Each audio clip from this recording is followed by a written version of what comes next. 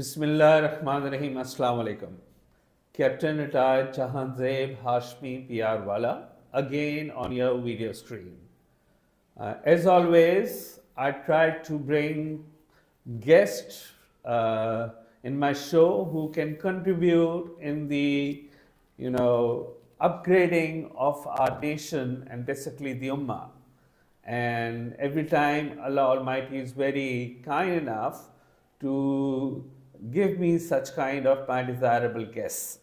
So today with me is Mr. Tahir Muhammad or Mr. Muhammad Tahir, and he has spent like about over 20 years in Dubai, and he has been working as a general manager in logistics and luxury transports, mainly in hotels, and he has two wonderful kids who are like a gift for us as Pakistanis, because their language, their upbringing is seems to be very good. He is from Swabi, a village in Swabi, Mr. Tahir Muhammad Tahir, and let's go to him and learn about him, and let's have his introduction. Thank you very much, sir, that you came in our show. Assalamu alaikum. Please introduce yourself. Wa alaikum salam. Thank you for inviting me. As you give my short introduction, that I was born in Karachi, then brought up different parts of Pakistan, and then I went to Dubai. Spent around 18 to 20 years there, and I was working there as a logistics company, GM, as well as a luxury transport company. Luxury transport means that it was providing luxury cars to the big 5 and 7-star hotels in Dubai, which is a good business there. And now shifted back to Pakistan along with my wife and 2 kids. So you have 2 kids, 1 daughter and 1 son. Exactly, yeah. And they were studying there in Dubai? No, they were not studying in any school actually. They were homeschooling. Right. Yeah. And what is the concept of homeschooling? How can you describe homeschooling? What have you been doing with your kids? Like mostly, if you ask that, my wife, she is the one, because as you know, it was a busy life in Dubai. I was leaving 8 in the morning, coming back 10, 11, 6 o'clock. So most of the time, my wife, she was struggling with them, both of the kids, and she was teaching them. Actually, the main thing which we teach to the kids is to teach them how to learn. That's the main thing which you have to teach your kids in the homeschooling. That how to learn things from the social media, internet actually. So that is what my wife did. And then after that, once they learn, then it was easy for her also and for kids also, that she was giving them some topics, some projects to do it, and they were doing it themselves. MashaAllah, MashaAllah, very good. And you were talking when we were in the principal's office, Rehan School, Korangi campus, you were saying that your wife is a very educated, qualified person. And what qualification has she acquired? Yeah, she's qualified. She brought up in UK, and she studied there. Several things. Actually, she's a very, like you can say, expert in fashion designing. Okay. And she got the 2nd position in England in the fashion designing. Oh, and really? She's an interior designer. She's a textile designer. And she's expert of this makeup things. She got training there in UK. So, and you have been also taking a few courses. Sorry? You have also been taking courses. Yeah, I took courses like related to my job. Logistics and transport from American and Swedish instructors on behalf of the Road and Transport Authority of Dubai. Right. So now, after learning from you about your wife's field of interest. So your children were being given homeschooling. Yes. After comparing your children and your relatives and friends' children who have been going to schools, what difference do you think there is between your children and those who go to school? There's a big difference between our children and other children who are going to the school. As we said before also, that the course which is in our schools implemented here, even it's a private school or the government school, it looks like it's very old, and there are very useless things which we are teaching to our children, and we are making a burden on them. In this burden, their original like qualities which a kid has, it's going to be pressed. He cannot show them his intelligence in these specific things. What we did actually, that what is the interest of the kid, just let him learn that.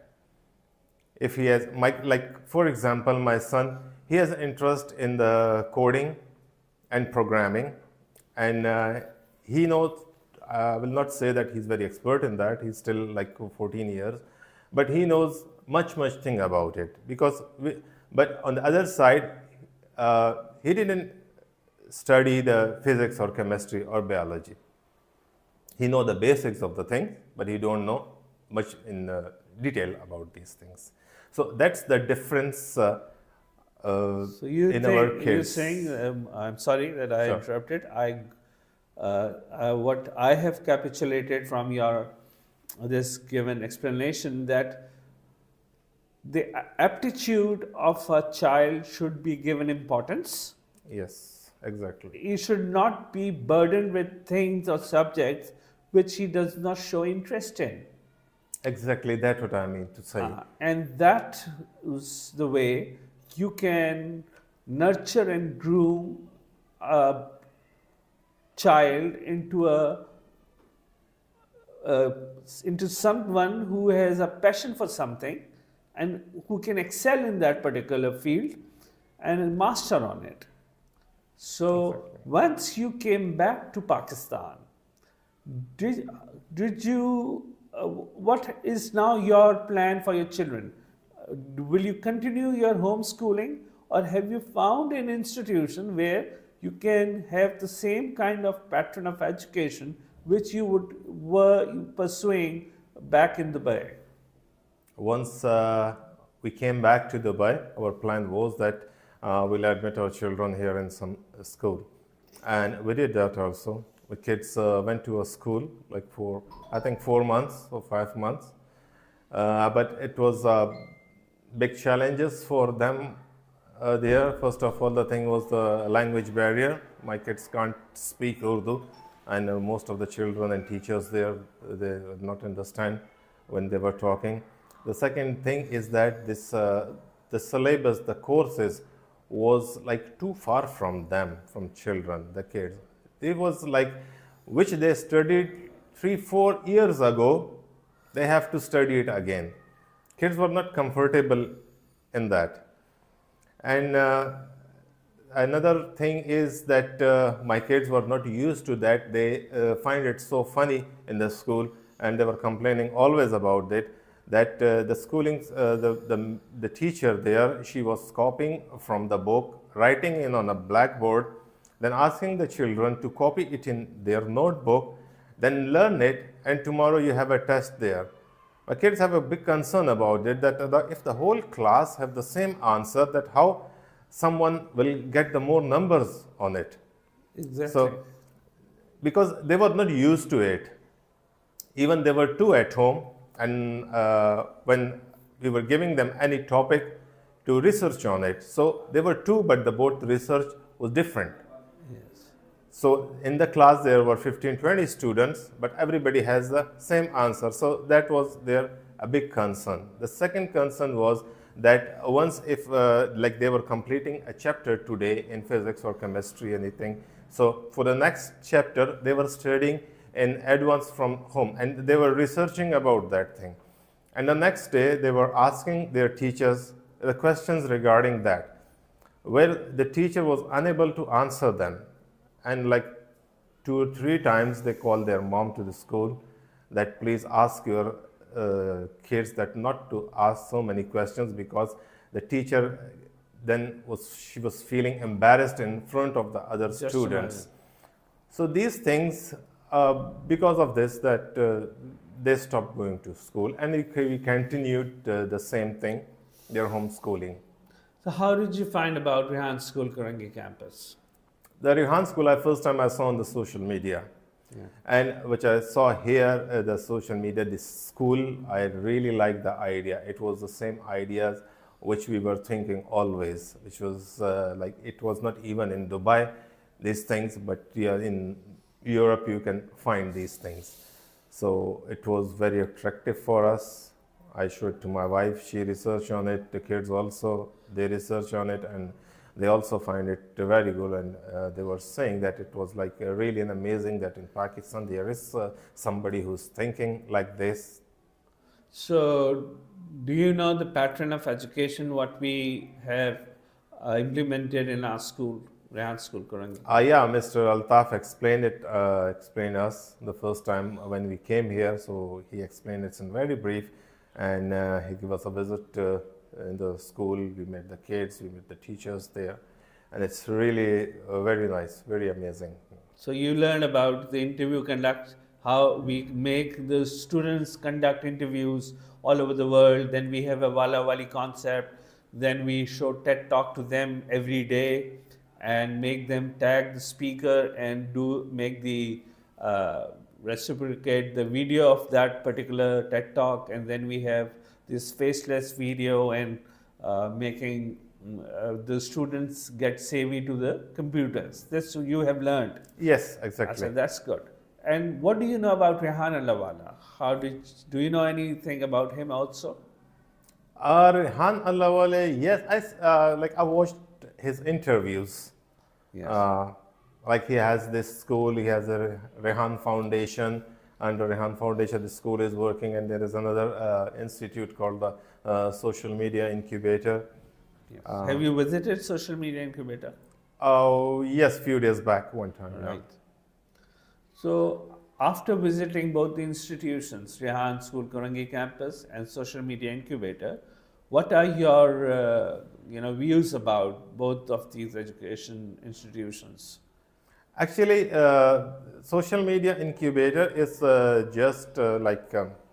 came back from the reception. I don't know nothing about the social media. Nobody told us actually there, nothing, that what they are doing, what they are teaching, and how they are teaching. I don't know nothing about it. And just that was only the one time. And yeah, this the Rehan School. We are coming here, like it's maybe like 6th, 7th so time. So what are your plans for your kids? Do you want them to be admitted here in this school? Yes, definitely. We want our kids to learn more. And we want that what they have learned, they teach it to the other kids. Right. And what about you, that both of you and your missus have also come here in Pakistan? And do both of you also want to work somewhere or acquire some, what do you want to do as a profession or something you would like to get yourself engaged in? Yes, I would love to get engaged somewhere, because nowadays I'm not doing anything here.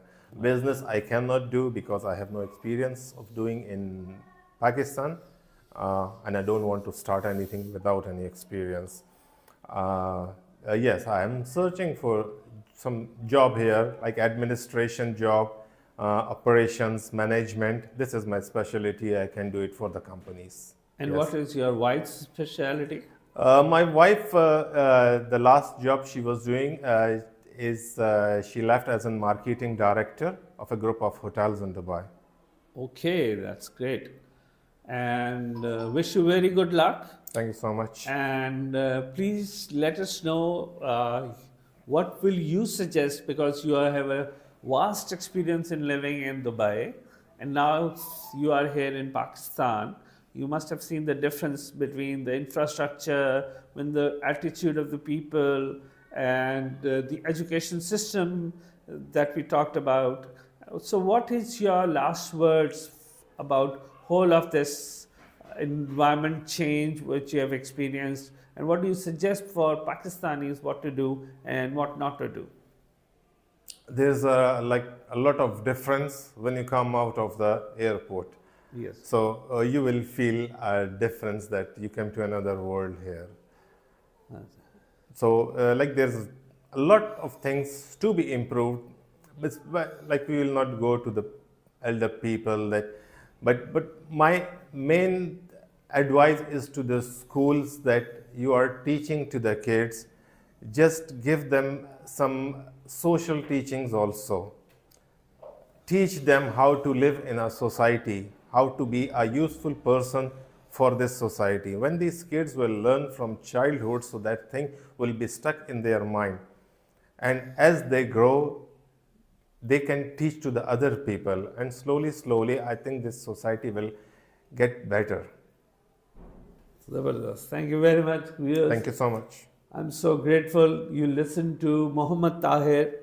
His valuable insights and his experience is very useful for the Pakistani, especially in terms of his kids who have been doing homeschooling, and we wish him all the best, and for his kids also, for his family.